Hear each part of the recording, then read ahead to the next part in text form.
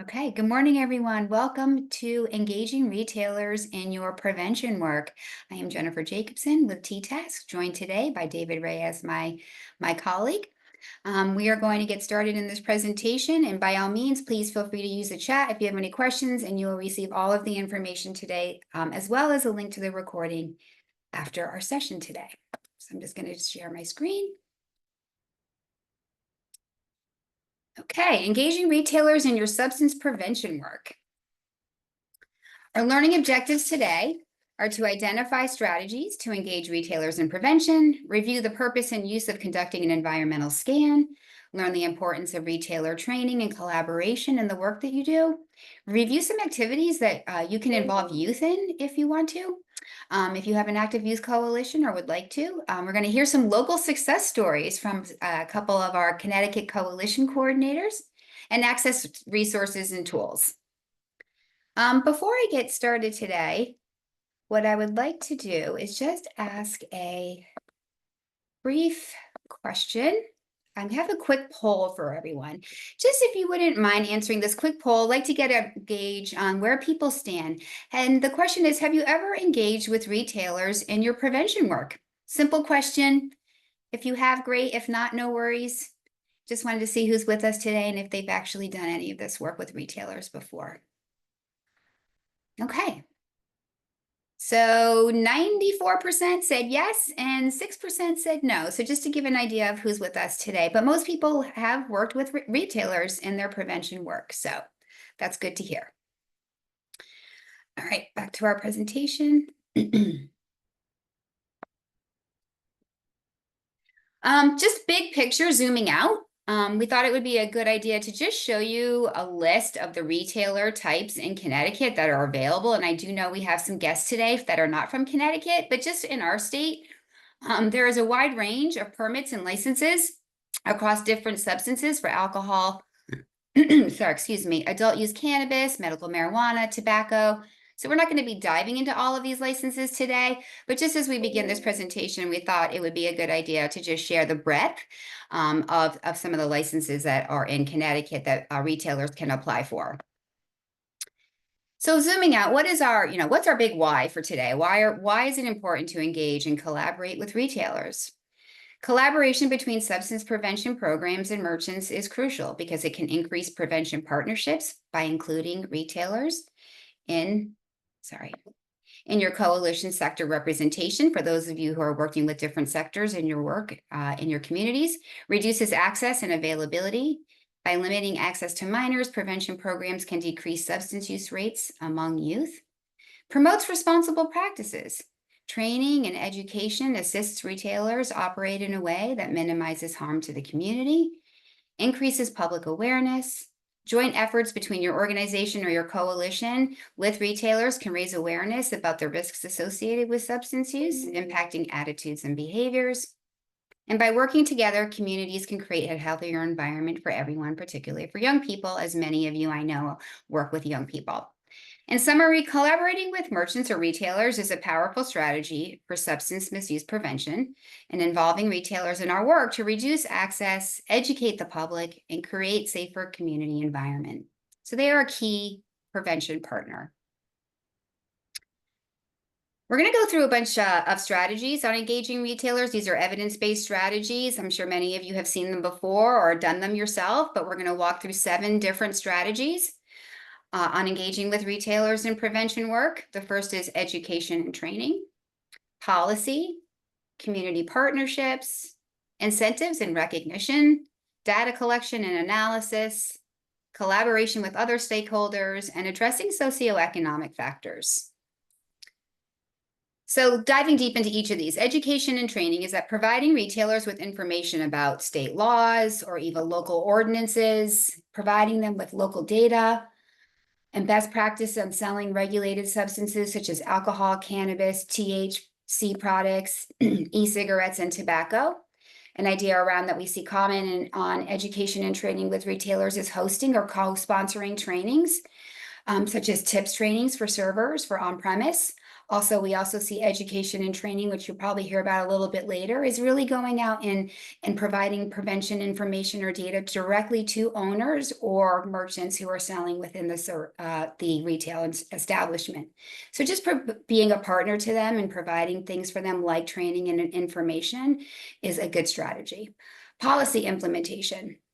So working with local authorities to implement and enforce policies that restrict the sale of substances to minors and promote responsible consumption.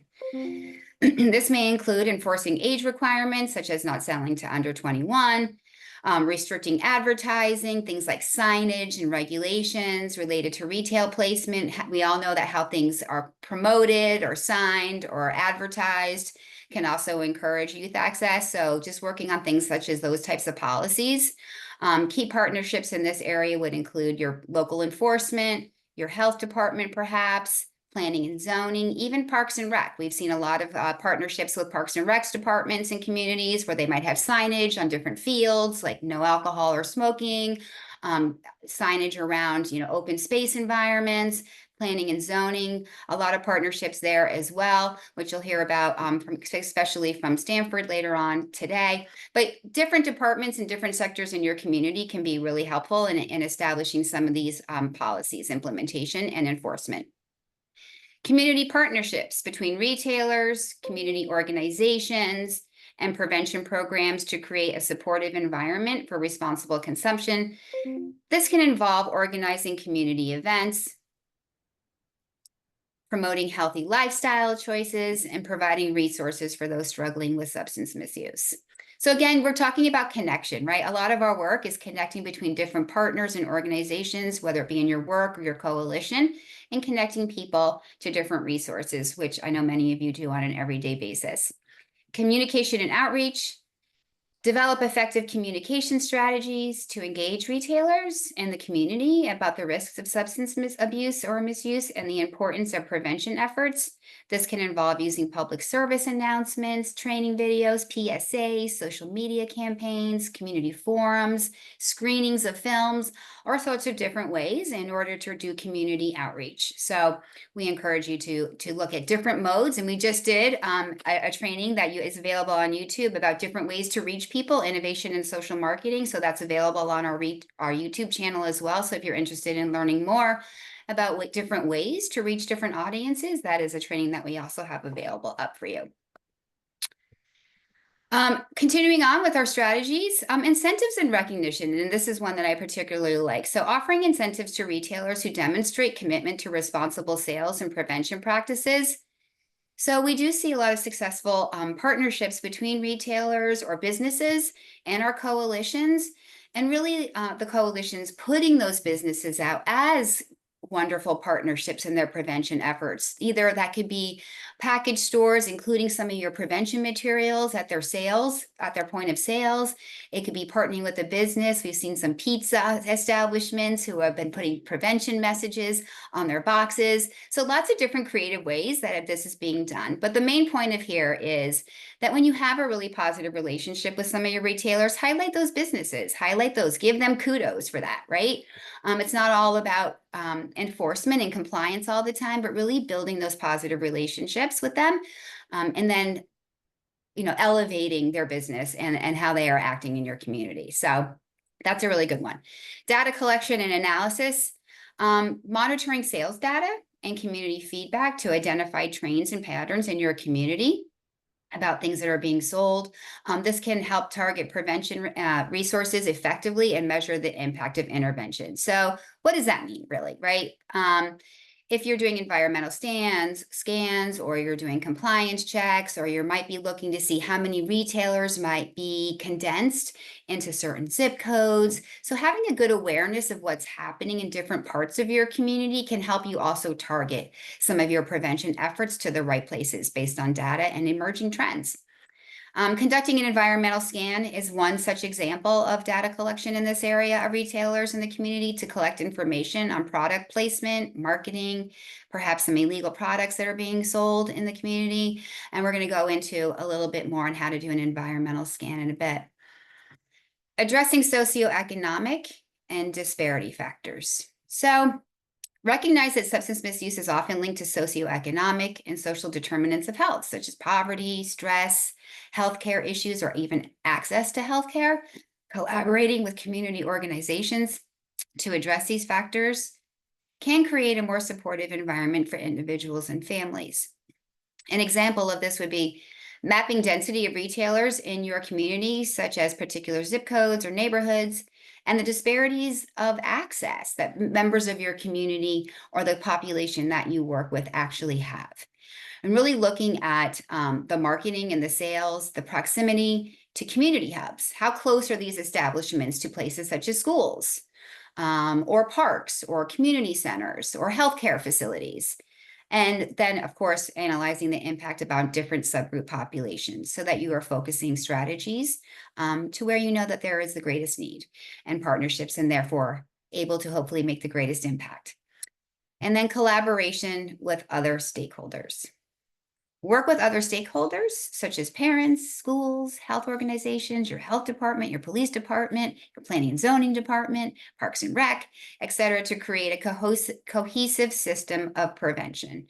We know when everyone's pulling the cart in the same direction, and we've identified some common goals and some common efforts in place, that we can have a stronger impact on our communities. So again, and many of you understand this through the 12 sectors or the grant funding that you might have, and engaging different sectors and departments in your community. But just really that collaboration with them all really makes your efforts that much stronger when everyone's pulling in the same direction. And this can involve everyone sharing information, coordinating, and supporting each other's activities, right? Showing up for their activities, them showing up for your activities, or even just sharing them on their website or their social media, and knowing that you actually have a plan in place, that you're working towards your common goals together. Staff training and collaboration. And what this is about, training retailers. It could be either the owners, or it could be the actual people who are selling behind the counter.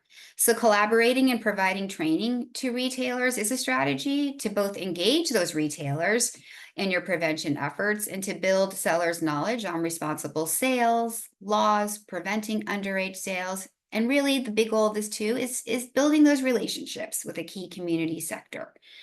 So when we offer to do a training, or we offer to do a tips training, or we offer to provide them with information, it's not only an opportunity to share what you are trying to achieve in your community, but to just connect with them, right? And to build that relationship so that you can, whether you're starting from the beginning, or if you already have a relationship, to keep that going and build upon it.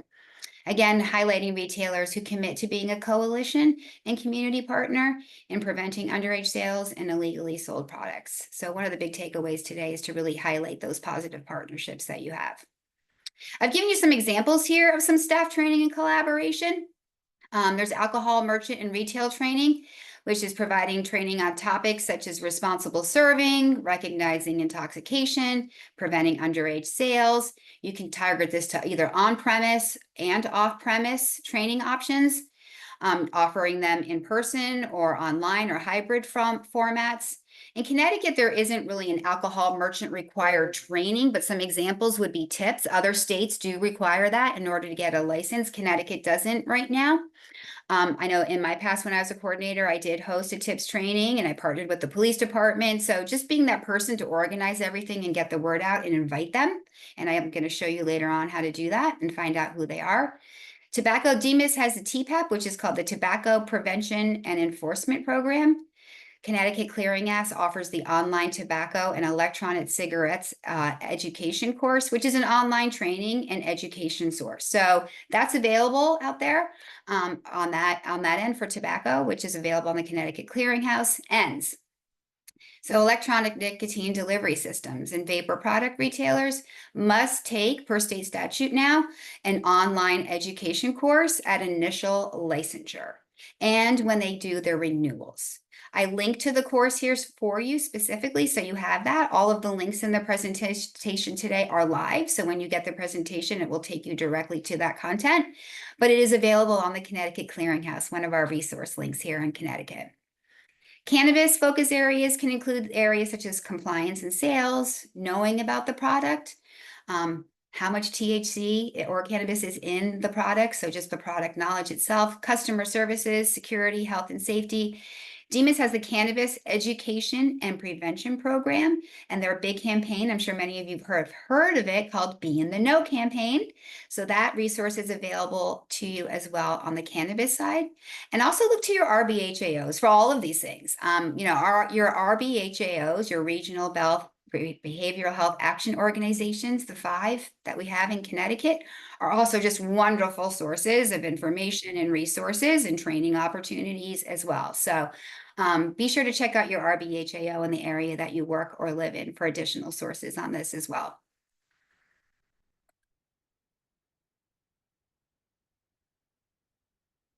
Okay.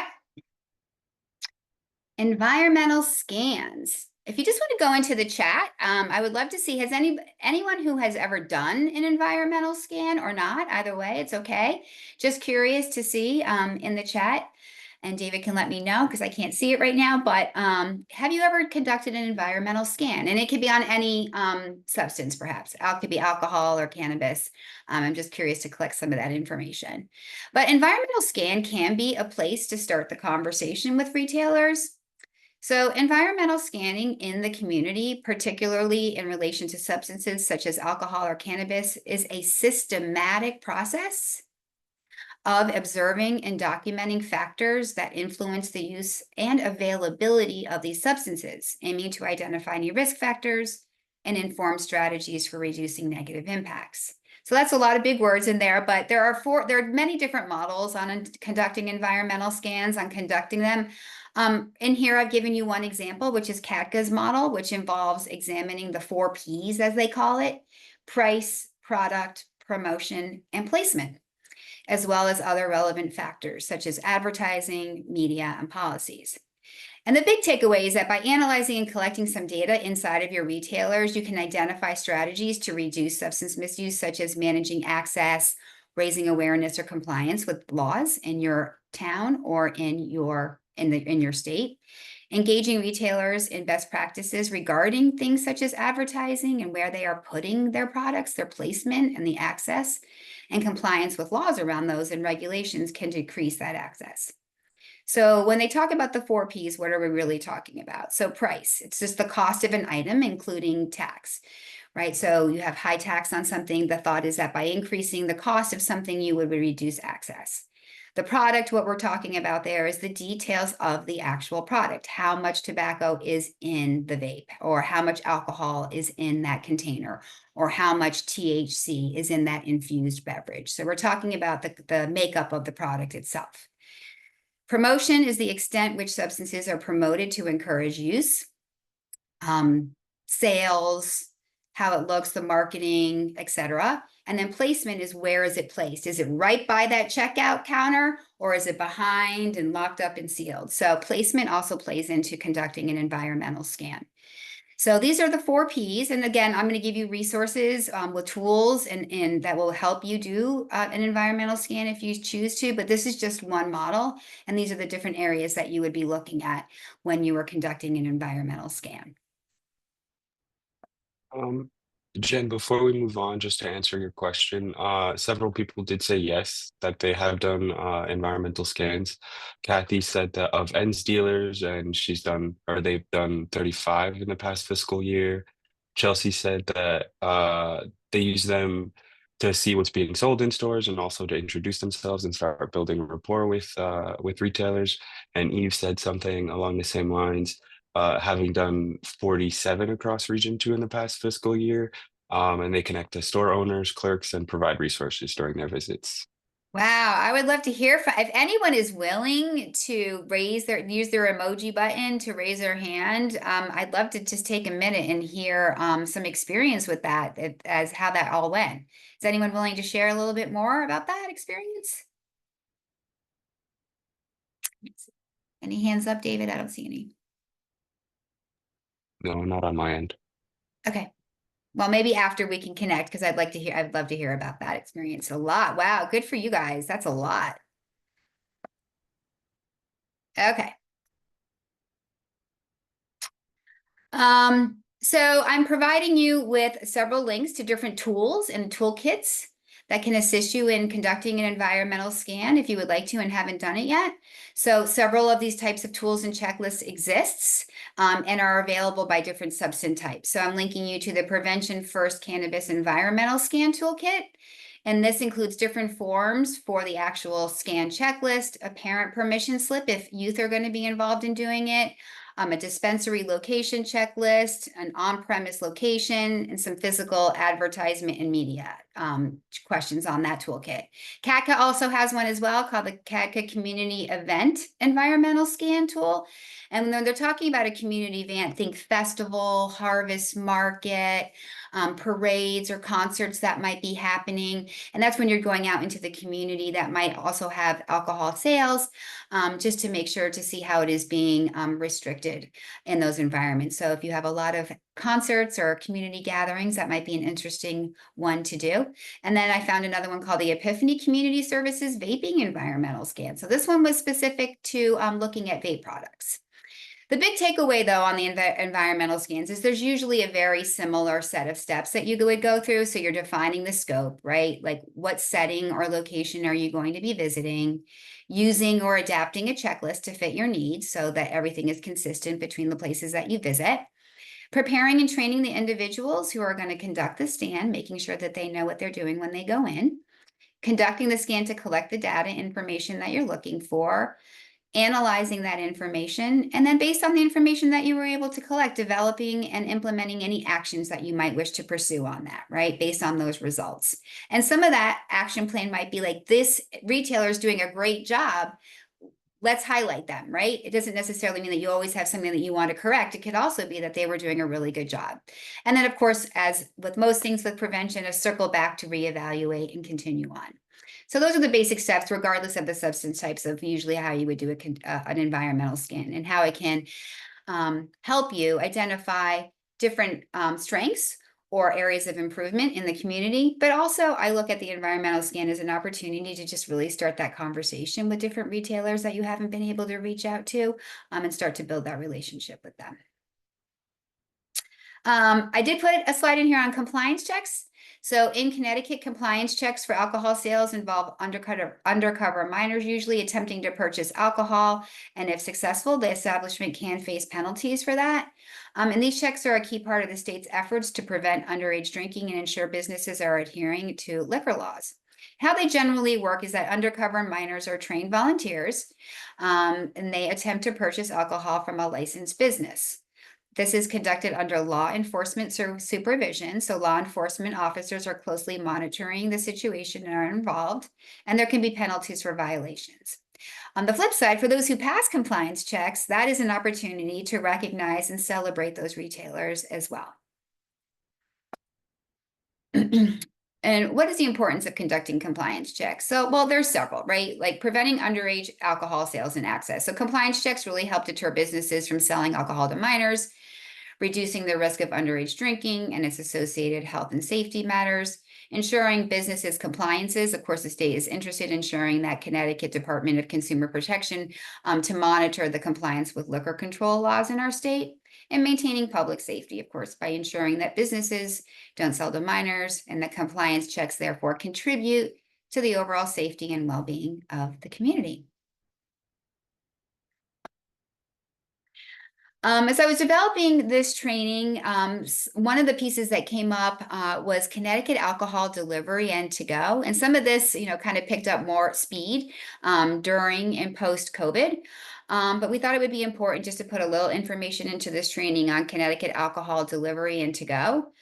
So this slide there's a lot of words on it. I don't want to read it all to you, but basically it's that, and before completing a delivery, drivers are required to check the customer's license and ID. So a lot of third-party apps usually require the driver to actually scan the customer's ID. And if the ID, they don't have an ID, or if it might be a fake ID, then the driver has to return the product to the merchant. Delivery companies such as DoorDash, Uber Eats, Grubhub, Instacart, etc., must hold what is known as an in-state transporter permit through the Liquor Control Division. And before accepting orders with alcohol, drivers must complete a training, usually with those third-party delivery companies, in compliance module through the third parties app. So they are doing a good job at training these people and ensuring that they understand what their responsibilities are on checking IDs and when they are delivering alcohol. State law requires that to-go drink orders from restaurants or cafes to be placed in a sealed container and accompanied by a food order from that location. And the alcohol delivered from package stores must be sealed in the original packaging. For all alcohol deliveries, the driver must be 21 years of age or older, verify the ID, and must deliver the alcohol in person. So it can't be like just dropped off at a front door, like an Amazon package perhaps, and it can't be delivered to restricted locations. There are restricted locations for the delivery, and those include schools, college campuses, such as someone trying to deliver something to a dorm, correctional or healthcare facilities, or a temporary address such as a locker, PO box, storage unit, etc. So those cannot have alcohol delivered to them. Local ordinances can also further restrict delivery, so it's really important to know in your municipality any particular relevant regulations or zoning requirements that they have. So I encourage everyone to really check out their local ordinances around this as well. And also know that, as with most things, regulations and laws can often change. So just always be sure to check and update for any changes that might have occurred since the time of this presentation or when this information was put together. So, and this content was taken from the Department of Consumer Protection Liquor Law Control Division and the Department of Mental Health and Addiction Services, DMIS. So quite a bit of information there on that, but we thought it was important to just include some of those facts in there. Oops. All right, moving on to the role of planning and zoning. I do have, in the chat, I was wondering if anyone can share if they have partnered with their local planning on zoning on any initiative pertaining to your prevention efforts on substances, like directly with your planning and zoning board or commission. And David, you can let me know if anyone answers. While you're putting that into the chat, and if you don't mind sharing on what, was it something pertaining to alcohol, cannabis, vaping, signage, parks and rec? I would just love to have some detail around that. So if everyone could share if you have done that. So state laws and municipal zoning regulations pertaining to retailers can involve multiple areas, right? So usually you'll see things like distance from certain areas, such as a retailer has to be a certain distance from a school or a community center or a park. Zoning can also be involved in limiting the number of new permits by substance type. Labeling and signage is also one that can come up. Requirements in advertising or municipal areas, such again as park, beaches, schools, and workplaces. So labeling and signage might be those signs that you see about no alcohol allowed on the school property or no smoking in this area of our town, etc. So signage can sometimes be handled through planning and zoning, sometimes also with the assistance of parks and recreation departments and also schools. Cannabis dispensaries. So zoning can decide to not permit dispensaries in Connecticut. They can also do more than that. If they do permit them, they can restrict the hours of operation. So what hours days and hours that they're open, require particular signage to be used, and determine proximity to certain institutions, such as houses of worship, schools, healthcare facilities, such as hospitals. They can also be involved in the concentration of retailers by census tract in your area or particular zip codes, certain neighborhoods. You might notice if you do any of the mapping or if you have done mapping that certain areas of your community might have a greater concentration of retailers. The number of package store permits by town population. So this is actually a state law that I've cited here for you, that under section 30-14A of the Connecticut General Statutes, the Department of Consumer Protection may issue one package store permit for every 2,500 residents of a town, and as determined by the most recently completed decennial census. So that would be 2020. So if you didn't know, our municipalities are limited based on population for the number of package store permits. And you might ask, well, what about if there is a community with under 2,500 residents? And then the answer would be 0. Again, I'm always eager to entice you to get in touch with your own local zoning members, your own local zoning body to see what they have already, what they don't have, and to also build that relationship with your planning and zoning department as well, as they can be another really, really strong partner in your prevention efforts and working with retailers as well. And on that note, there were several people who shared that they had worked with their planning and zoning kind of groups. Chantel said yes, presented around placing moratorium on vape shops. Kathy shared, I've spoken at zoning meetings in my town to share information during a time when they were deciding on cannabis retail moratorium. Karen shared to get information about signage. Kara, yes, we partnered to provide technical assistance and review some of their proposed regulations to restrict density and marketing initiatives. Eve said, yes, we're working with one town in the valley regarding zoning policy changes around ends retailers. Carolyn said, yes, they presented to P&Z about cannabis retail and it did not work.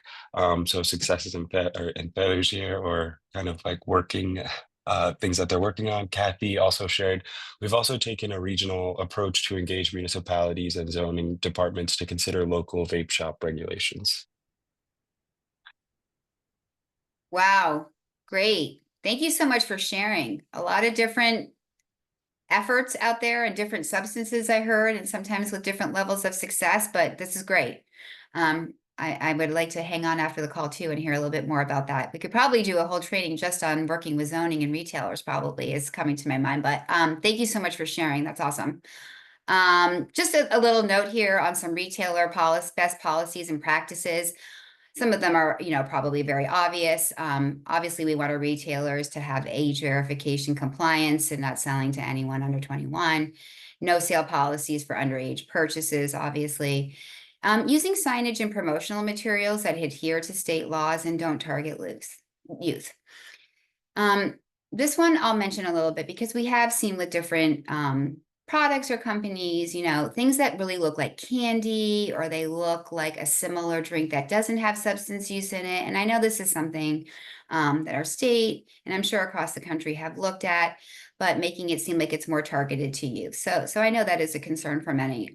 Training employees on compliance and ID verification. Again, that's just an opportunity to connect with them and offer any trainings that you might be able to offer to them. Adhering to, of course, the planning and zoning regulations of the community, and partnering with local prevention coalitions and community organizations. So this really speaks to the retailers out there and just like what we would hope that they would engage with us on in preventing and keeping our community safe and healthy. All right. I hear Demas in my brain when I work on presentations. So we put together a little bit of information on youth involvement in working with retailers.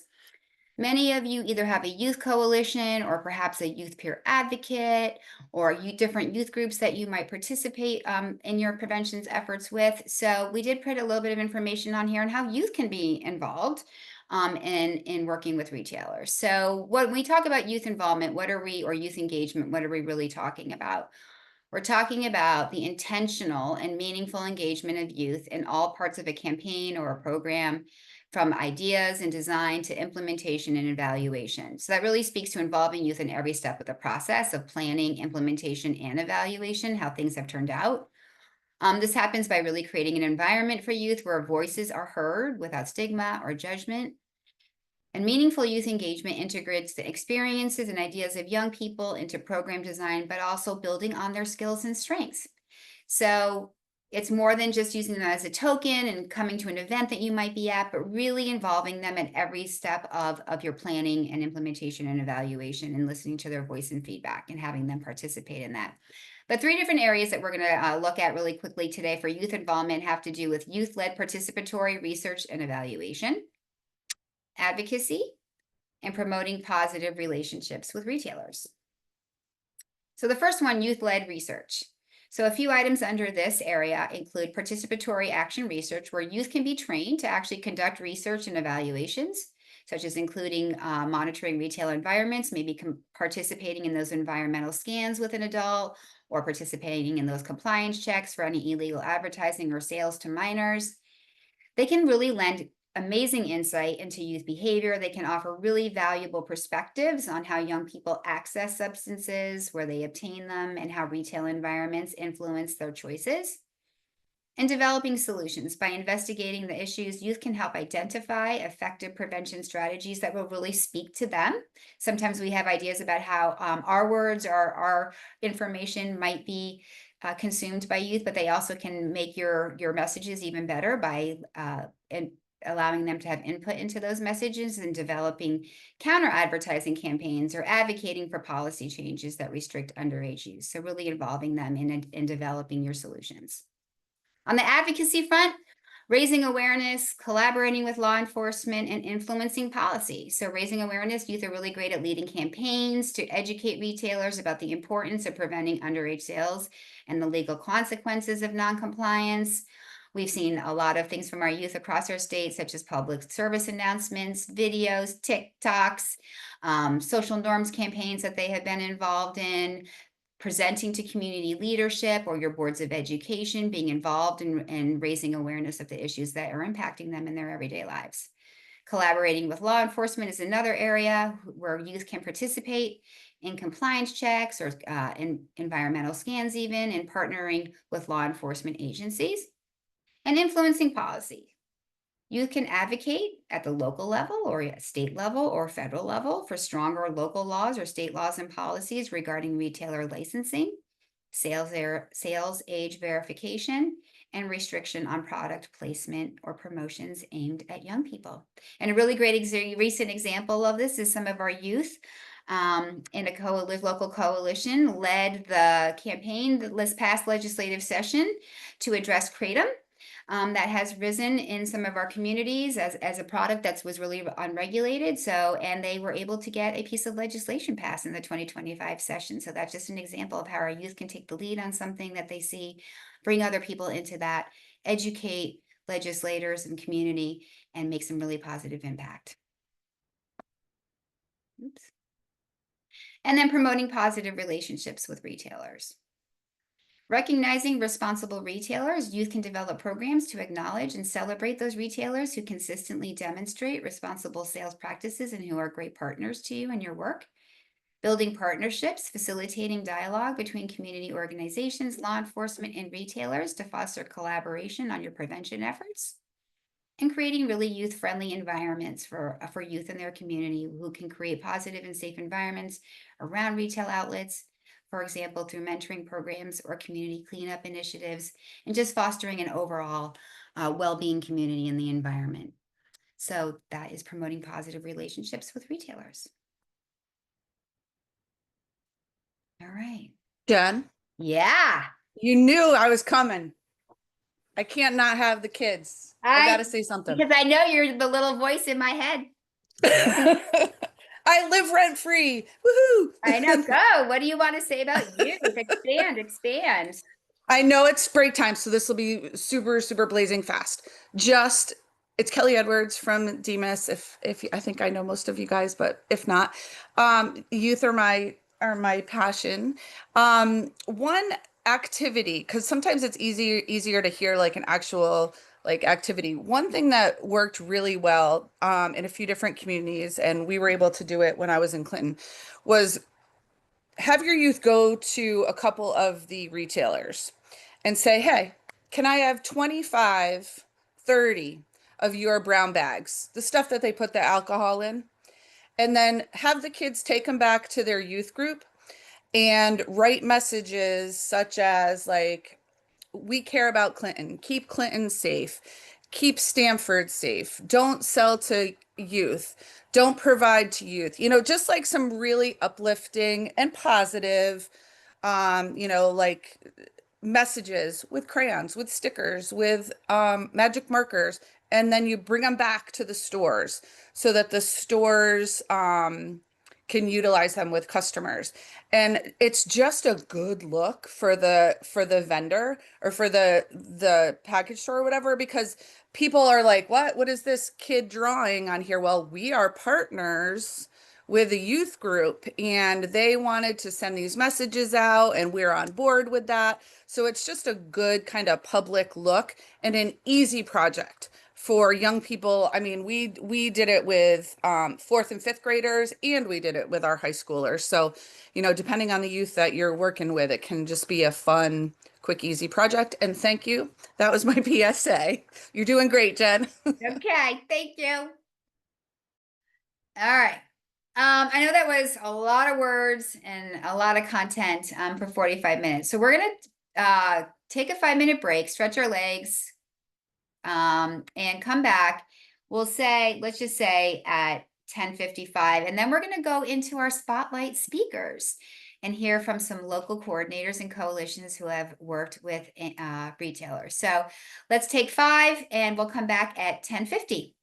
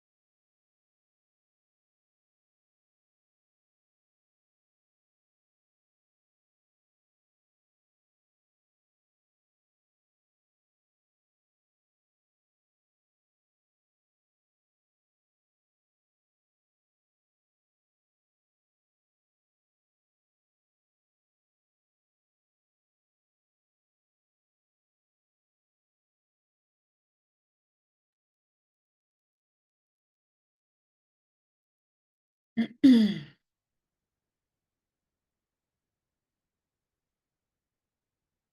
give a minute, people to come back on.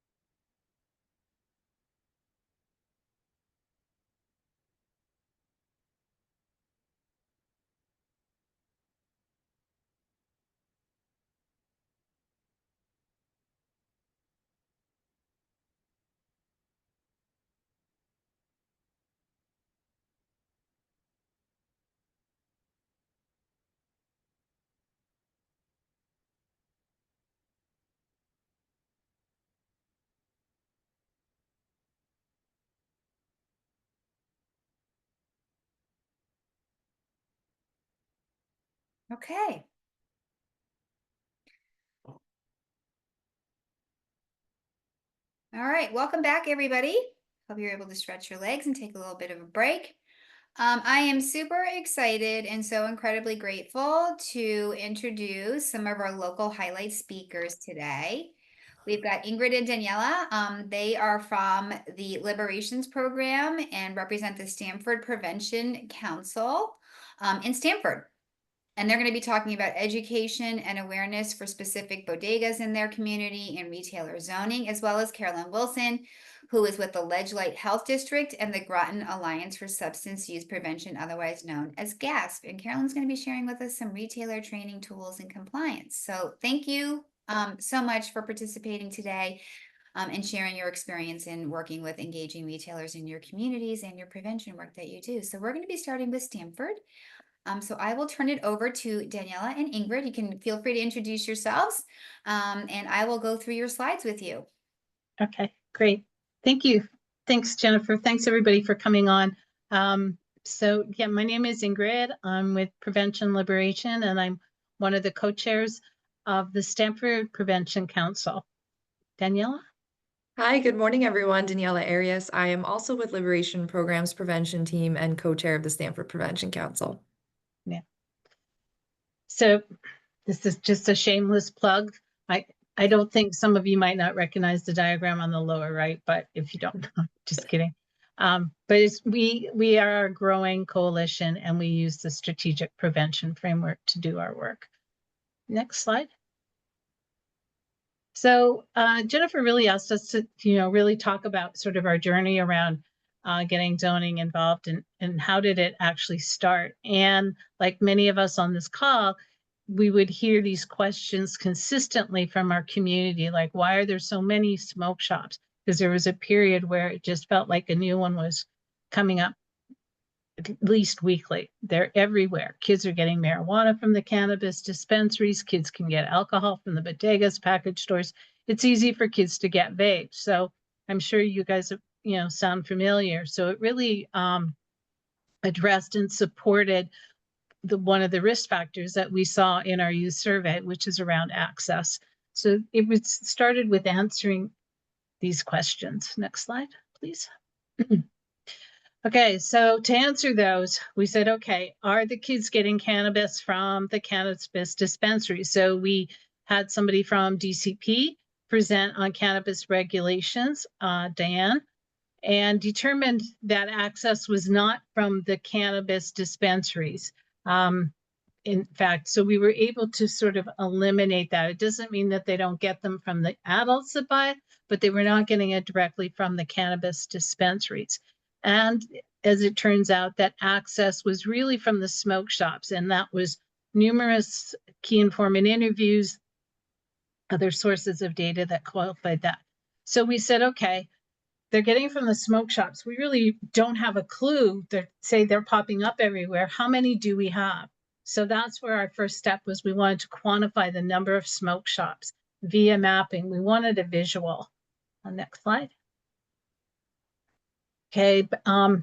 sort of this, probably I should have done this one before, but this just kept this slide up for you so you can see how many players are involved with the whole vape smoke shop, you know, certainly compliance, but it's also, these are all the people that you need to build partnerships with, and zoning is certainly embedded throughout. Thank you. Next slide. Okay, Danielle, you want to talk about the next 2 slides? Sure. So as Ingrid said, we decided to take a little bit of a deeper dive to see how many smoke shops actually exist in Stamford. Stamford is a decent sized city, I would say.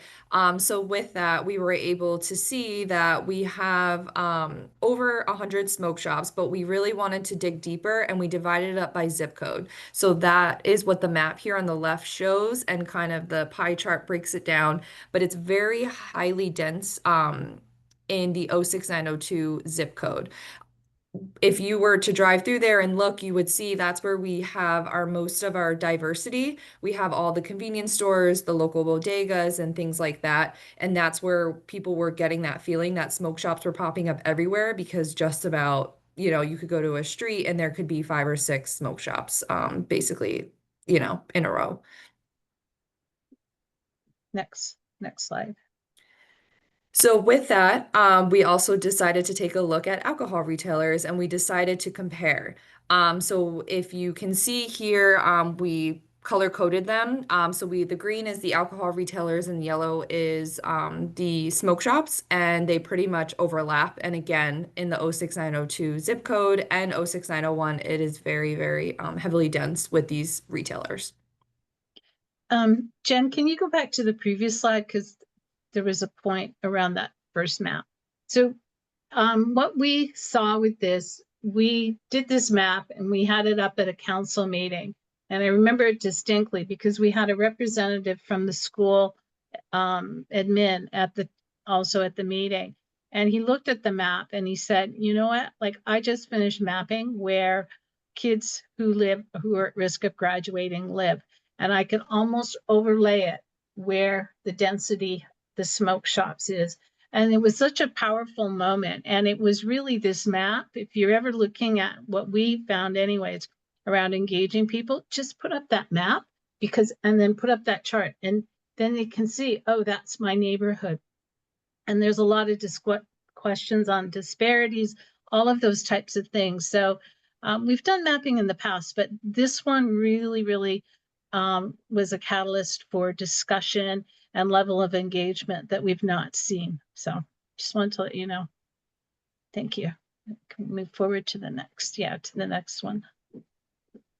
So we said, okay, all right, we got the maps, and we knew from, we knew that zoning had a role, but we really didn't know zoning at all. So we invited them to present on how zoning works with respect to smoke shop locations and densities.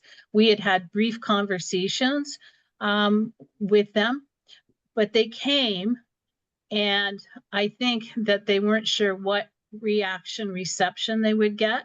There were some pointed questions, but there was also a lot of gratitude for them coming to explain how it came to be that we have so many smoke shops in Stamford. And so they became, as Jen said, the relationship building. They are now they're an active member. They're a standing agenda item. They're right behind the law enforcement updates at our meetings. And as you can see through this relationship and them really working together with us, it's led to a number of really good changes. Next slide, please. So just in a nutshell, we were working with around both the cannabis and the smoke shop because we got to know them. People got to know us. And the changes, the biggest changes, if I can put them in sort of buckets, was the first one was in July 2023. And that's where they redefined what a smoke shop was. Because when we were doing the mapping, we were like, okay, what's a smoke shop? What's a tobacco? And a smoke shop got defined as any retailer who at that time, I think it was over 30%, if they had over 30% of their retail space designated for tobacco products, then they became a smoke shop. And the significance of that is parallel to that. Then they also brought in a reg that anybody who applies as a smoke shop now has to go through the special permit process, which is the same process as cannabis retailers. So they went from being able to open a shop, filling out a form basically as a right to do business, to going, okay, wow, you were defined if you're 30% or more as a smoke shop, and now you're going to have to go through this process, which involves a public hearing, and it's much, much more detailed. So they really tried to put up barriers to people coming in. And since they've put that in, we haven't had any new smoke shop applications, but I'll clarify what that means. Many new ones. So we still have some that can get grandfathered in, but it was a really strong regulation, and they got a lot of support for that. At the same time, because we had so many community meetings, et cetera, about cannabis dispensaries, they changed 1 per 25,000, which is the state law, and they've changed it to 1 per 30,000 for cannabis. So we are at our max. We can't have any more. And again, when we first started this process, I don't know that would have happened. It's having them on board. So those were that. And then they brought in other regulations last summer that redefined smoke shops even more. So now if 10% of your retail space is dedicated to tobacco products, so it's even stricter. They redefined the zoning districts where smoke shops could come in. Certainly with cannabis, they did, a lot of sort of relating to the density. So again, this has really stopped new ones coming in. And our work continues to go with the existing ones, which has to do a lot around regulations, signage, and really monitoring all the different regulations that smoke shops go through. But density definition, which then affected how they actually have to apply, have been significant in our community. Next slide, please. So we still have our biggest one is right now, gap is the biggest gap is the cap. Last year, we talked about having a cap. And Jen, I thought it was interesting you were talking about the regulations around with the package stores, because we understood it was going to be alcohol. There isn't a cap at the state level on tobacco, but so that was an interesting point. We'll explore that further, but we definitely want one locally, and we want one that's based on, there's some rationale. So we're looking at what the research says, the density, those kind of things. But what's significant is that planning and zoning is now receptive to us coming in, because what happens is, and I don't know what it is in your communities, but our permits are attached to the land. So if a smoke shop closes in a location that has already received a permit for that particular location, another one can come in without going through the special permit because they've already been grandfathered in. That was kind of our aha moment last May meeting. And we said a cap would override that. So very much interest in that. And again, there's other gaps as we go through, but that's one of them. There's the Landlord Act. There's just, well, as many of you know on here, there's so many different regulations. So we've created a cheat sheet for retailers and for ourselves to sort of know all the regulations, and so that we can sort of mash that. But this is the one that we're presently addressing. Next slide, please. So here's an example of, again, it all fitting in. We wanted the retailers to know what are the sign, what do you have to do for signage? Because that's a whole other department, zoning regulations. So we created a simple cheat sheet for them. Next slide. Okay, Daniela. Sure. So now we'll switch over a little bit to alcohol retailers and their regulations. So we've been able to dive a little bit more deeply into that. As Jen had mentioned earlier, there is no mandated education. So we're working with getting those retailers educated. We are, trying to do tips trainings and things like that. Barriers we've experienced since we do have more convenience stores and bodegas. English is not the first language for a lot of the clerks and owners. So we're trying, and working to overcome that with, having translators and things like that, and working more closely one-on-one with those retailers versus having largely set, trainings and things like that. So with that, we also learned, with liquor stores and package stores, the local zoning. So there was a council member who brought to our attention that a local gas station was opening kind of an alcohol retailer package store inside their gas station now that is frequently used by youth, especially teens. So with that, we really learned the process of filing a petition against that with at the state level versus the local level. And there are some more gaps with that. There are stronger regulations for liquor stores versus package stores. So package stores are just, beer, they can't sell hard liquor and things like that. And we've noticed some gaps with that. So now we're going to be working with local zonings to tighten those laws.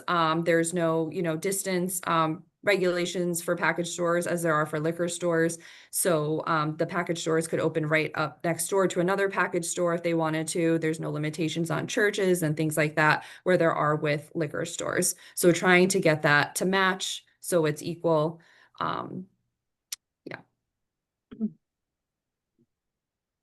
So part of all of this too, with respect to it's the monitoring. And so how do we track retailer compliance, underage sales, and illegal THC? Again, this is where sort of time consuming, but what we found, we set it up. So with the smoke shops, we went back from 2019 to present, and we used a number of sources of data. DEMIS, this other state data.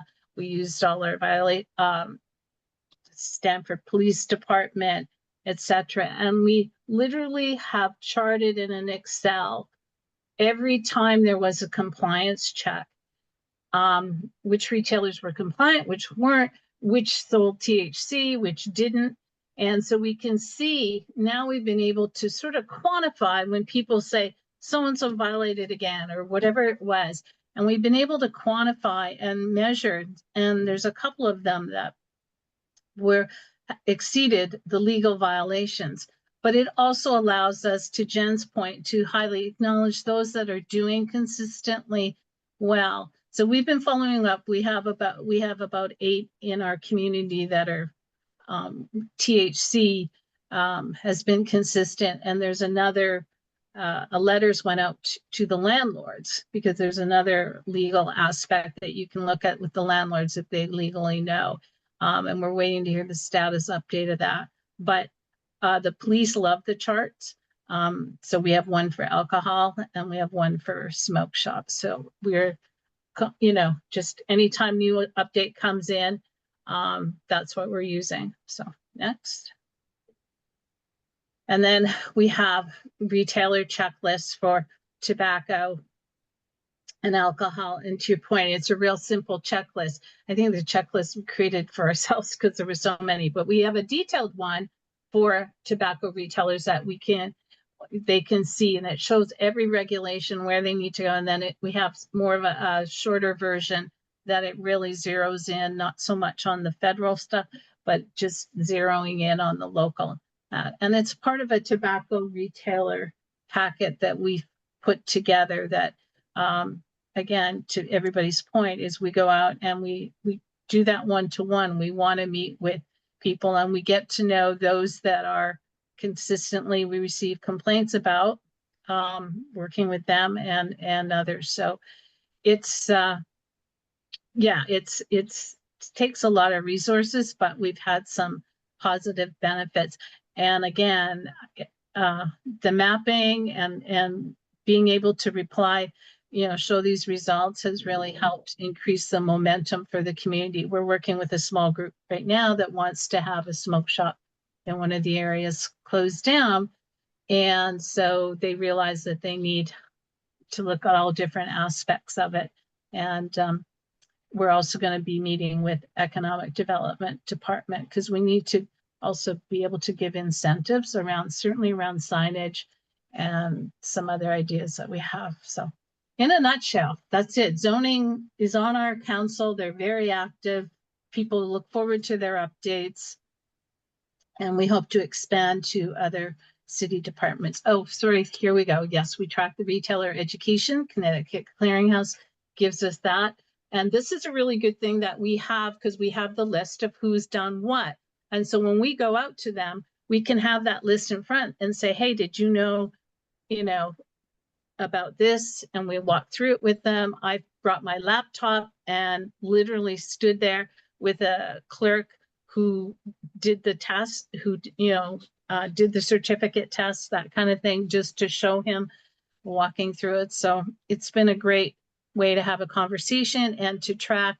And as a local prevention council, it's nice to measure the effectiveness of your outreach, another indicator. So we do that. There we go. That's it for us. Wow, Thank that's you. it. That's a lot, Ingrid. That's a lot, Danielle. That's not it. I just thank you so much for that presentation and sharing those resources as well with everyone. I'll just lend a minute. If anyone has any follow-up questions for Danielle or Ingrid, we will let you unmute. If anyone has any questions, raise your hand. If not, we will move on to I Kathy. have some Oh, questions. sure. Hi, Hi, Kathy. Ingrid. It's Hi, Kathy. Hi, Daniela. Thank you both so much. I'm like your biggest fans over here. And Ingrid, I've heard you share some of this in bits and pieces in other meetings, but it's really great that you've put it together in a concise presentation. So I appreciate that from both of you and sharing the documents in the chat. Wonderful. Couple questions. How long did it take you to get this done? To get to the point where we started in July 2023. I'll admit Okay. a few years ago when I was a regional group, I knew, but to really start, it's been July 2023. I want to say, go back, say spring of that year. That's where we started to have our first meetings. And so that's been Well, the process. you've come a long way. And, I was one of the people that shared in the chat that we've been trying to approach this from a regional level. And for those of you who don't know Right. me, my name's Kathy Hanley. I'm with one of the RBHAOs doing the underage nicotine prevention program. And we have just received a little bit of hesitation from some of the local municipalities because they feel like, well, it's really the state's responsibility to do some of this stuff. So we're trying to balance that, and we just keep pushing forward. So it's really great to see what you're doing, and it's nice that we can then take these examples and provide that information to our local municipalities. Couple more questions, if you don't mind. Does the Sure. regulation that Stamford has put in place include they must have their end registration with DCP? Yeah, no, it does not, Kathy. Okay. So that is the state, well, as you know, Kathy and I co-chair tri-tier match. So that is the other gap. Thanks for bringing that up.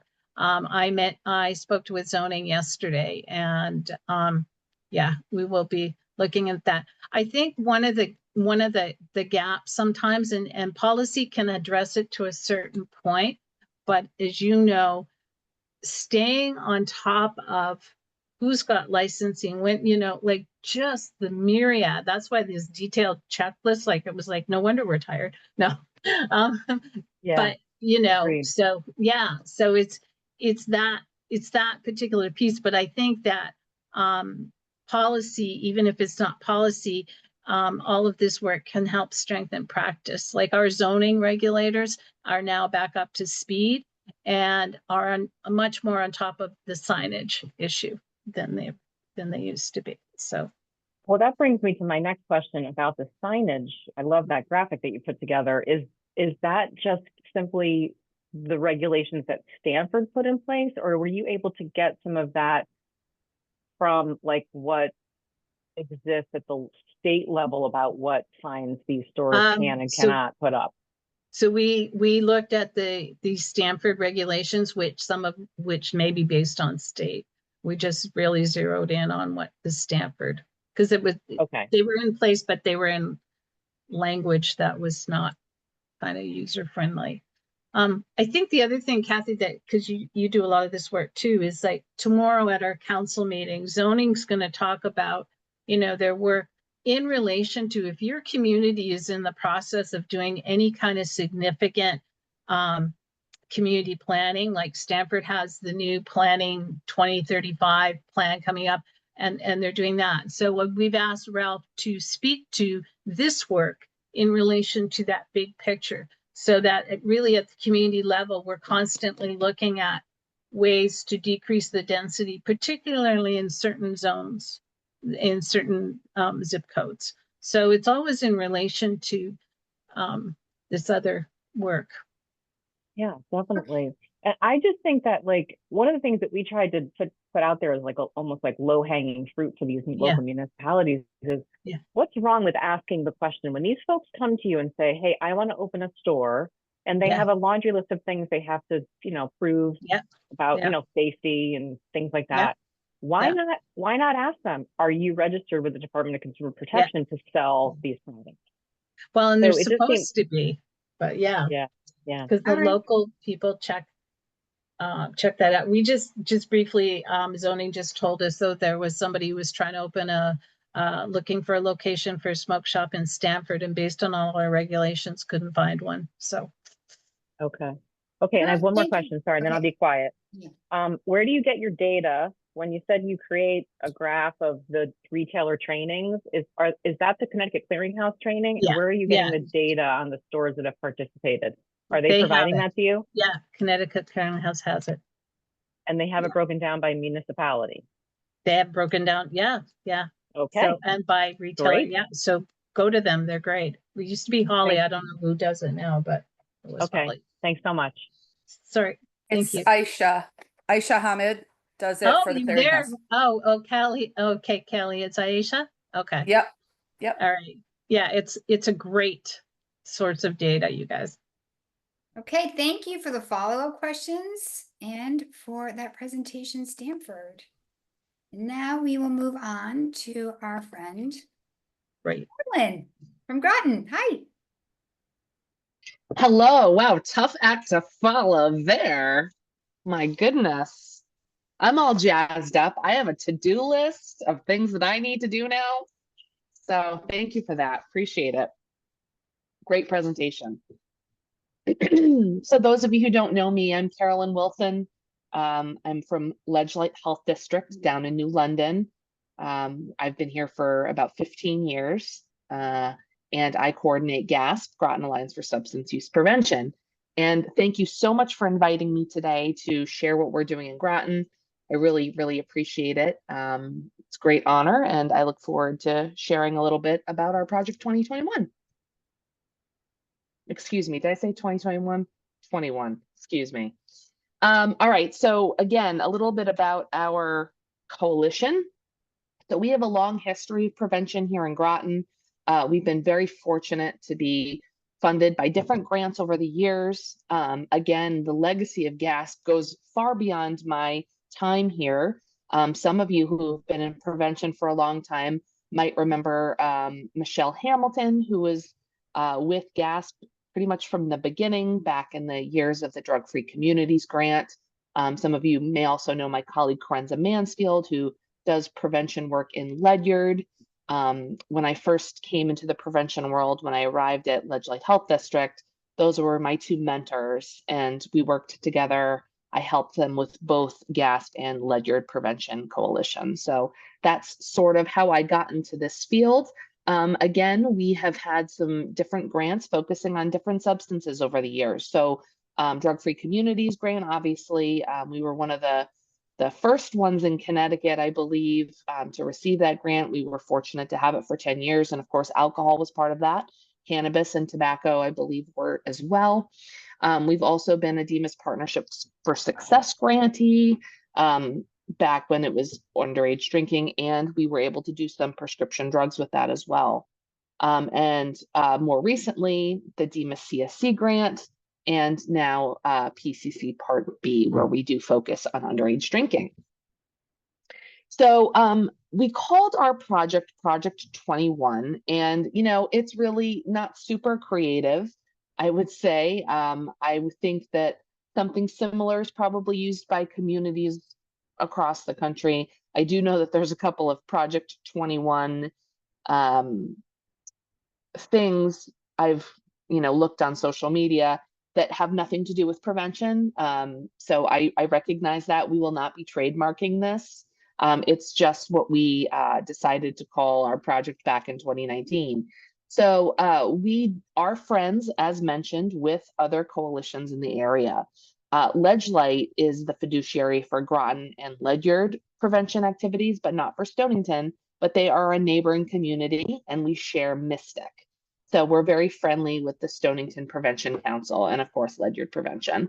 And when we first came up with this idea, we were using local prevention council grant dollars. It's when I was a CSC grantee and we were focused on cannabis and prescription drugs. We did not have a lot of resources to really invest in underage drinking prevention, but we really did want to focus on it. We didn't want to give up the work and the progress we had been making, and we wanted to make sure we weren't just leaving it for another time. We know that all the hard work that you do, we don't want it to be undone by not re-engaging in the work. So this is really where this kind of came out of. And the idea was responsible beverage service training to make sure that we were offering it, especially in downtown Mystic. Many of you know that Mystic is a big tourist area. It's very busy all year round now, but even more so in the summer. That was really the focus there. And we did partner with Stonington because Mystic is weird. Half of Mystic, West Mystic, belongs to Groton. East Mystic belongs to Stonington. So it is a zip code that is shared between two towns. So why does Connecticut have to be so weird? I don't know. But some people don't know that, but that's how we decided to do it. So we knew that we really wanted to focus on this and we partnered together. And now we continue this work with new funding as part of our PCC Part B work for Groton and West Mystic. So one of the strategies we decided to employ, and I do believe other communities do this as well. I've recently seen things on social media from, I believe, West Haven that's doing some of this work. We wanted to do an in-person retailer summit. And basically what that consisted of is working with our police department. I should mention in Groton, for those of you who don't know, we are a peculiar community. We actually have 3 different police departments within Groton. We have the town of Groton Police, we have the city of Groton Police, and we also have a small department, Groton Long Point Police. We worked with the Groton Town Police. So when we do things, anything having to do with the police, we have to specify or duplicate almost everything that we do based on that. So we would work with the town to invite the retailers in the town only to come to the town hall annex for an event. This event would require me being there, it would require the police being there, and certainly our friends from Department of Consumer Protection Liquor Control. But unfortunately, without liquor control, these events don't work very well. So it was really important that they attend. And this really was a Q&A opportunity about compliance, some face-to-face time with the retailers, and for them to actually get to ask questions of the regulators to make sure that they were doing everything that they needed, and to ask questions about like compliance checks and things like that. So, and then of course, some resource distribution as well. So in our bag of tricks as part of Project 21, we do occasionally offer ID scanners as part of our toolkit. Now, there's lots of different things I want to talk about with scanners because sometimes people will email me and ask me about my experience or where I get mine and what it is. And I'll tell you that this is a great tool, but it's not a perfect solution. And I do really want to say that, unfortunately, we don't have a perfect solution when it comes to things like human behavior and whether people are using their tools or have backup things that they do to double check things. It is a tool. So we get ours from TokenWorks. It's a company in New York. In our community, some of you may or may not know, Groton is a big Navy community. We have a big sub base in Groton. And one of the things that we really liked about the scanners is that they can read military IDs. So that is a pro for our community. A con would be that they don't really detect fake IDs. Now, fake IDs are becoming one of my biggest frustrations in prevention because boy, have they evolved over the years, and you can get some really good ones now. And it really messes up some of our strategies in underage drinking prevention. And it's a cause of frustration. So again, that is a limitation for the use with these. And some of you can commiserate with me, those of you who implement these or talk to retailers about them. So the model that we use is kind of expensive. With the accessories can be over $800. Now, there's a whole wide range of scanning devices. There's really fancy ones that are several $1,000s that can read fakes, but we certainly aren't investing in those for our retailers right now. That's not something within our capacity. But if you buy more than one, say you buy 5 or so, like we have in the past, they will give you a little bit of a discount. But that's, again, this may be cost prohibitive for some. And again, our strategy with distributing those, we want to make sure that people who have failed a compliance check really have the first priority at having one of these, because they clearly may need the most resources. But we have been approached by, retailers that are very interested in doing the right thing, and they really do want to utilize this with their team as a strategy. Problem solving, again, when we first started experimenting and learning about scanners and thinking that this was something we wanted to implement for our businesses, it was during the pandemic. And I really loved Jen's slide all about delivery and to-go alcohol, because when that was starting to happen, we were talking to some retailers and they were doing pickups, curbside pickups, and the ID scanner was something that was really attractive to them, because that was something that they could have on a charger and then bring out to cars. So again, these can be useful tools. And as for a success story with this, because we have talked about the limitations, unfortunately, like I said, there are many limitations, but I was present at a compliance check at a local bar that does not have a great reputation. And when our minors went in, they have to use their real IDs, they can't try to pull a fast one out. This establishment pulled out their ID scanner, scanned the IDs, found out that this person was not 21, and refused a sale, refused service. And when they came back, I was like, and they told us about this, I was sitting in the car with the police officer, and they were like, oh my gosh. And we were like cheering because like finally something had worked, right? Like in action, like somebody used a resource we provided and it did exactly what it was supposed to do in real time. So I always tell people, if you use this, in your good faith attempts to prevent, and, people are using their own IDs, it will work. The fake IDs, it's a whole curveball, but anyway, that's the deal with scanners. Another thing we like to provide is UV lights. This is a great little tool. It can help with some of those security features on those IDs, like the holograms and ghost images. They're not very expensive. We love them. We give them to everybody. ID checking guides, again, this is sort of an annual cost thing that you can invest in. I don't always buy them every single year. This past year I did. The businesses really appreciate them if you have it in your budget to give them out.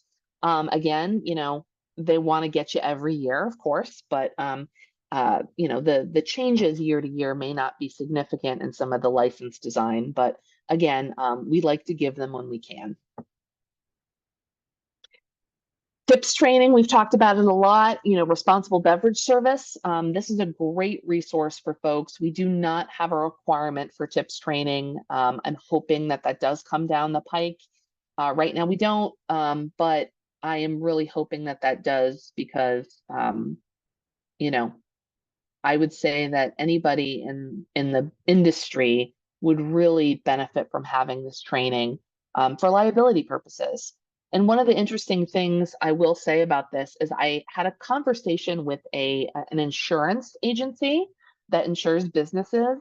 And I said, what's the deal with tips training and, responsible beverage service training if you're, you're selling or serving alcohol? Does it really, is it a requirement with some of these policies for liability? Because I was told that it might be, and that people may not know it.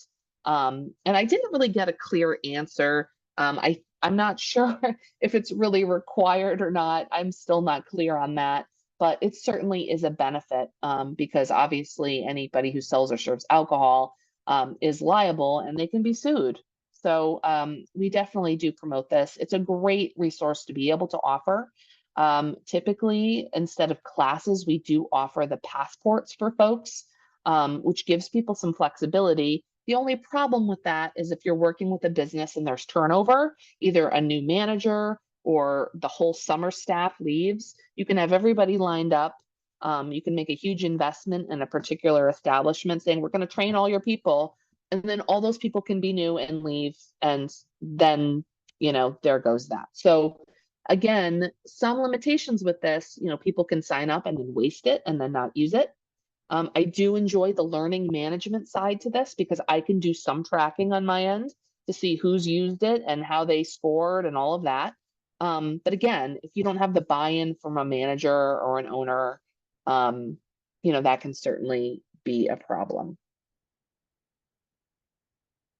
All right, so let me show you real quick some of our resources that we've created. These are all original. A lot of things here you may have seen before. I've shown this poster around quite a bit in our prevention circles.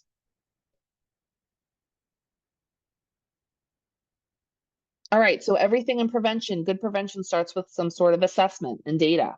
So we have survey data and compliance data to sort of be the backbone of our project. We want to frame the issue. We want people to know that we have the data of what's actually going on in our community.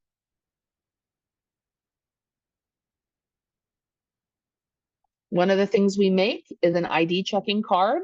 So again, in addition to the ID checking book that sometimes we can provide, we also have a point of sale card that people can use to remind them what they should be looking for when it comes to IDs. We came up with Ask, Look, Touch. We use a special material for this so it doesn't get ruined. Bars, restaurants can be have lots of stuff going on. So we have a special material these are made of. I don't remember what it's called. It doesn't even feel like paper. It feels like something else, very synthetic, but it's great for us. We started doing this as a piece of paper, like, cardstock laminated, and it's now evolved to something a little bit more professional looking. Another resource we created is a rack card that's one side for owners and managers, the other side is for bartenders, servers, and clerks.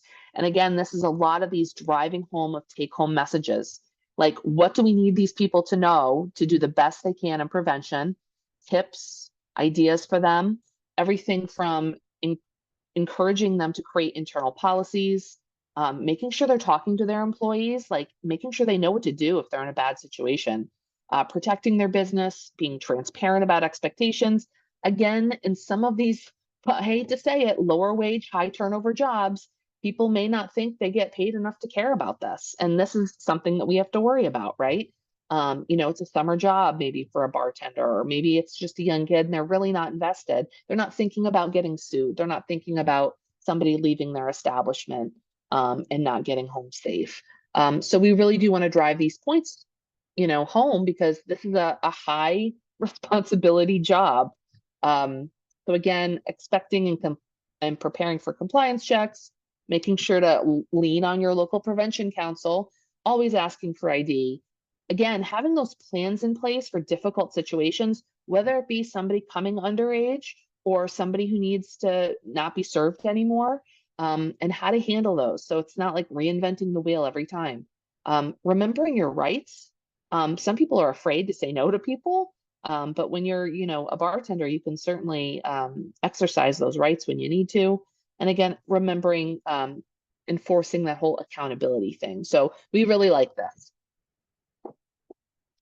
Again, we want our community as at large to understand why we do this and how we do it. So again, this is a multifaceted thing. We want to cover all of our bases. So when it comes to retail availability and underage drinking, we got to explain it to people why. Some people think this is a losing battle, right? Like there's some people that are like, what are you gonna do?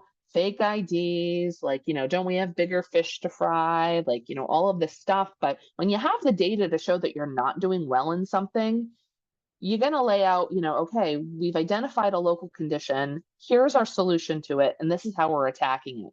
So we break it up into establishment, outreach, and education, prevention, policy, promotion. Again, and this is mostly to our businesses. We want them to have these internal policies. Don't wait for the state to do something. Take it upon yourself, protect your business and the community. And then obviously reminding them about the enforcement and surveillance, which is usually their most interesting thing because, they don't want to be on the other side of it. So that's that piece. And lastly, I want to share a couple of things that we did. If you know me and Gasp, we do a lot on social media. And we created two things that we use for this work. One is a PSA and one is a Cameo. So we're going to take a look at those. Jen's going to help me pull those up on YouTube.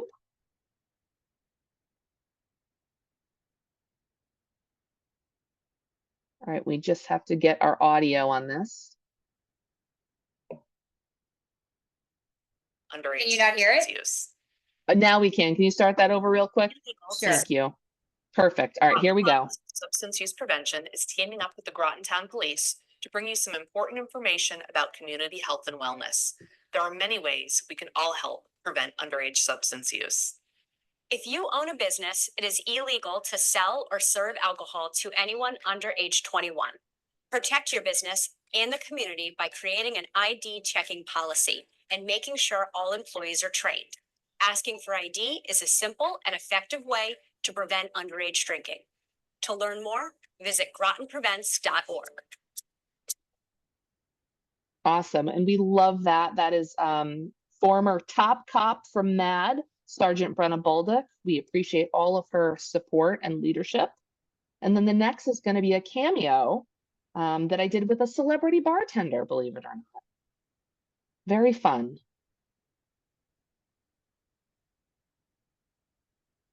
Hey, bartenders and servers of the greater Mystic area. Remember, even when it's cocktail time, it's also responsibility time. And in order to keep you safe and everybody else safe who's in the venue or bar or restaurant in which you work, you gotta check the IDs. Remember, dram shop laws are real. And if you serve somebody who is underage, you're the one who's gonna be responsible. So check IDs, make sure you're up to date on the ID codes that are necessary for the state that you're in, even out of town ones. If your bar does not have a book of IDs from around all 50 states, go get one. Tell your manager to get one.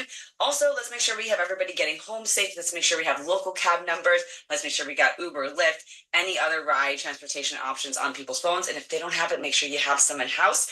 And if you need a good mocktail recipe or a non-alc drink, just remember there's loads of ways you can make fabulous drinks. One of my favorite ones that's super cost effective and something that people really love.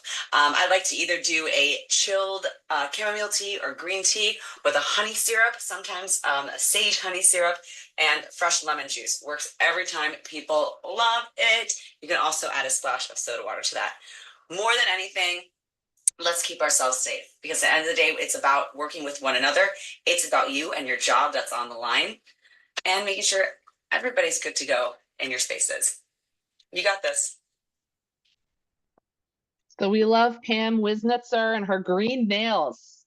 Love her. So that was something fun that we did again for social media, just to lighten things a little bit and to really sort of normalize from bartender to bartender some of the things we really want people to take seriously. So that's pretty much it for today. I do have some QR codes if anybody wants to do a little scan for our social media and follow along with the fun.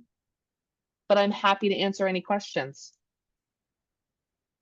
Thank you so much, Carolyn, for that presentation. If there's any questions or if anyone has follow-ups, Talia, do you have a question or is that a clapping? Looks like a clapping. Any questions for Carolyn? All right. Thanks so much, Carolyn, for putting that together for us and sharing everything that you're doing. Thank you so much for having me. This has been a lot of fun. Of course. Okay. All right, we are just about done, but just to wrap up a few things as we get to the end of our presentation today, I'm gonna have another poll for you all. And what I wanted to ask is let's see. Sorry. If you've ever experienced some barriers to engagement with retailers, and even those who, I know that most of you have worked with retailers, so maybe some of these you could share your experience if you did experience them or not, and so the few of you that have not worked with in engaging retailers or not, just some information here on some of the barriers to engagement that you've experienced. And you can scroll, you can click as many as you'd like in this question. So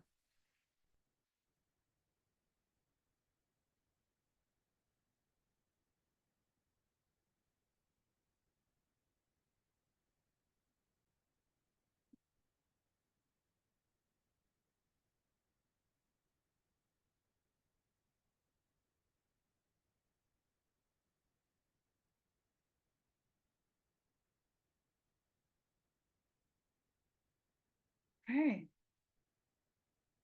Interesting. Can you guys see the poll, right? Is it up? Can you see it on your screen? The answers? No? Okay, I don't know how to do that. David, how do we do that? It used to be a button. Oh, here we go, share. Can you guys see it now? Yes? Okay. So lack of retailer, time. Interesting. Looks like the highest answer was perceived conflicts of goals between your organization and retailers. Yeah, I can understand that. They're trying to make sales and run a business and operate. You're trying to prevent, prevention, substance misuse. And so I can understand that perceived conflict. I hope that we've gone over some things today of how really this can be a shared partnership and an opportunity to work together towards actually common goals. And as that bartender Cameo spoke to, I think she really put that nail on the head on that in terms of there are common goals in keeping the community safe, their business compliant, and adhering to best practices as a retailer. So thank you for sharing that. All right. So again, just I had asked you some of these poll questions about possible barriers. The next slide is I just give you some ideas in terms of engaging the sector. A lot of them we have talked about today, but I just put it into the slide so you would have it in the presentation. Just reaching out to the retailers in your community, inviting them to be a part of your coalition or to attend events like Carolyn did, holding that summit, really reaching out to them and bringing them in. Can do some qualitative data in terms of focus groups and getting their perceptions on things, asking for their insights on policies, etc. So you can read these as you can. Again, I think that conducting an environmental scan or creating some social media with them as a target audience are opportunities to also engage, as well as those trainings retailers. And then just some ideas on how to keep things good for them is always helpful to extend invitations, let them know what's going on with you to maintain your relationships by consistently going back to people and elevating those or partnerships, or in other instances, focusing and targeting like Groton and Stamford have done, where they know that there might be some issues and really focusing some of your time and energy in those areas. And providing those opportunities like we heard about today to incorporate from Kelly and everyone. How can you really bring them in and have them participate in your prevention efforts? So the last poll that I have for everyone today, hold on, is, oops, sorry. Hard with these split screens. Is if you, one last poll for today, and then we will be almost done. Just from today, if you could share some ideas, whether you've worked with retailers in the past or you haven't, just identifying at least 2 ways that you think that you might be able to further engage or start to engage with retailers in your community. So it might be a new way that you haven't done yet, or just something starting from the very, very beginning if you haven't worked with retailers. And there is, again, you can scroll, there's lots of different options here, and you can pick as many as you like.